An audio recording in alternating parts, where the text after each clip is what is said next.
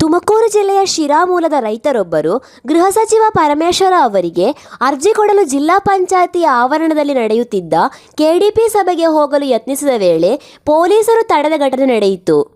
ನನಗೆ ನ್ಯಾಯ ಬೇಕೆಂದು ಬಂದಿದ್ದ ರೈತ ತಮ್ಮ ಜಮೀನಿನಲ್ಲಿ ವಿದ್ಯುತ್ ದೊಡ್ಡ ಲೈನ್ ಹಾದು ಹೋಗಿದೆ, ಇದಕ್ಕೆ ಹಲವು ವರ್ಷಗಳಿಂದ ಸೂಕ್ತ ಪರಿಹಾರ ಕೇಳಿದರೂ ನೀಡಿಲ್ಲ ಅಂತ ಕೂಗಾಡಿದ್ದಾರೆ. ಇದುವರೆಗೂ ಹಲವು ಅಧಿಕಾರಿಗಳನ್ನು ಹಾಗೂ ಸರ್ಕಾರ ಮಟ್ಟದವರೆಗೂ ಭೇಟಿ ಮಾಡಿ ಮನವಿ ಮಾಡಿದರೂ ಉಪಯೋಗವಾಗಿಲ್ಲ ಎಂದು ಅಸಮಾಧಾನ ಹೊರಹಾಕಿದ ರೈತ ಕೆಡಿಪಿ ಸಭೆಯೊಳಗೆ ಹೋಗಿ ಗೃಹ ಸಚಿವ ಪರಮೇಶ್ವರನ ಭೇಟಿ ಮಾಡಿಯೇ ಹೋಗುತ್ತೇನೆಂದು ಪಟ್ಟು ಹಿಡಿದಿದ್ದಾರೆ.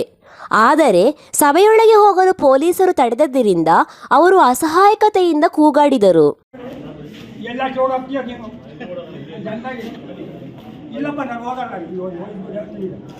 ಒಯ್ದಾಕ್ಬಿಡಿ ನಂಗೆ ಜಾಗ ಮುನೆ ಹಾಕ್ಬಿಡಿ. ನಮ್ಮ ಕಷ್ಟೇನೇ ಇದೆ, ಪೆದ್ದ ಪೇಪರ್ನ ನೋಡಿ ಬಂದಿದ್ದೀನಿ. ಆ ಸಿ ಎಸ್ ಹೇಳಿದ್ರು ಕೆಲಸ ಇಲ್ಲ. ಆ ಸಿ ಎಸ್ ಹೋದ ಬೇರೆ ಬಂದವ್ರೆ ACDC ಕಂಡು ಮುಖ್ಯಮಂತ್ರಿ ತಪ್ಪ ಹೋದ್ರು ಆಗಿಲ್ವಲ್ಲ, ಯಾಕೆ ಮೀಟಿಂಗ್ ಮಾಡ್ತೀರಾ? ಮೇಲೆ ಒಯ್ದಾಕ್ಬಿಡಿ, ನಾವು ಕೆಲಸ ಸುಮ್ಮನೆ ಕಷ್ಟಲ್ಲ.